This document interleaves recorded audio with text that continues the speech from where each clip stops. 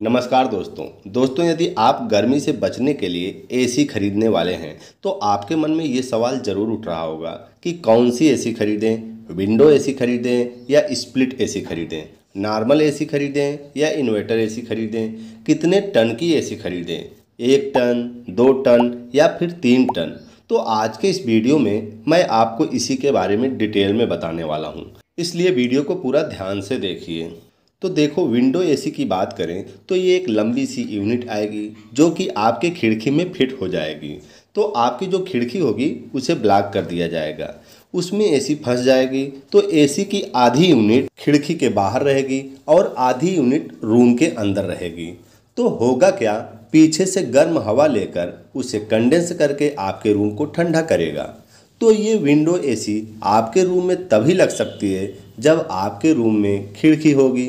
यदि आपके रूम में खिड़की नहीं है या फिर है और आप उसे ब्लॉक नहीं करना चाहते हैं तो आप स्प्लिट एसी लगवा सकते हैं, जो आपके लिए बेहतर होगा। स्प्लिट एसी का मतलब होता है कि उस एसी को बीच में से काट दो तो एक इंडोर यूनिट बन जाएगी और दूसरा आउटडोर यूनिट बन जाएगी। तो जो आउटडोर यूनिट है उसे घर की छत पर लगा दो या फिर विंडो के पीछे कहीं पर बाहर लगा दो, क्योंकि उसको खुली जगह चाहिए। और जो इंडोर यूनिट है उसे घर के अंदर लगा दो।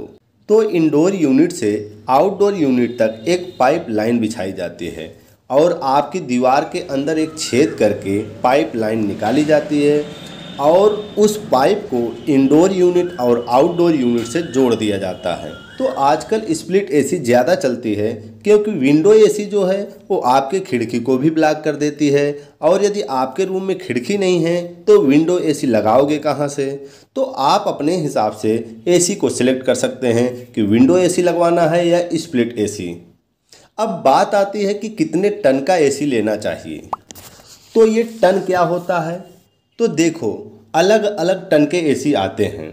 यदि कहा जाए कि रूम में 1 टन की एसी लगी है तो इसका मतलब है कि उस रूम में 1 टन बर्फ़ रख दिया जाए तो वो बर्फ़ जितनी कूलिंग देगा उतनी कूलिंग 1 टन की एसी से मिलेगा।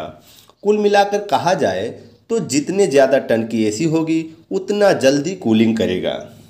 लेकिन ऐसा नहीं है कि आपका रूम छोटा है और आप सोचें कि ज़्यादा टन की एसी लगा दें जिससे कि रूम जल्दी ठंडा हो जाए। ठंडा तो होगा, लेकिन यदि आप ज़्यादा टन की एसी लोगे तो उसकी इलेक्ट्रिसिटी बिल ज़्यादा आएगी। इसलिए आप रूम के साइज़ के हिसाब से एसी का टन सेलेक्ट करें। यदि आप नहीं सेलेक्ट करते हैं तो जहां से आप खरीद रहे हैं उसको आप अपने रूम का साइज़ बता देंगे तो वो आपको बता देगा कि कितने टन की एसी लेना है। अब बात आती है कि नॉर्मल एसी लें या इन्वर्टर एसी लें। तो यहाँ आपको बता दूँ, यदि आपको एसी ज़्यादा देर तक चलाना है, ज़्यादा दिन तक चलाना है तो इन्वर्टर एसी लीजिए, क्योंकि इसका इलेक्ट्रिसिटी बिल जो होता है वो कम आता है, लेकिन इसका कॉस्ट नॉर्मल एसी की तुलना में थोड़ा ज़्यादा महंगा होता है। तो यदि आपको कम समय ही एसी चलाना है, कभी कभार एसी चलाना है, तो नॉर्मल एसी ही लीजिए। नहीं तो आप इन्वर्टर एसी लेंगे तो उसका जो ज़्यादा पैसा लगेगा उसको भी आप वसूल नहीं कर पाएंगे। यदि ज़्यादा दिन तक और ज़्यादा देर तक चलाना है तभी आप इन्वर्टर एसी लीजिए।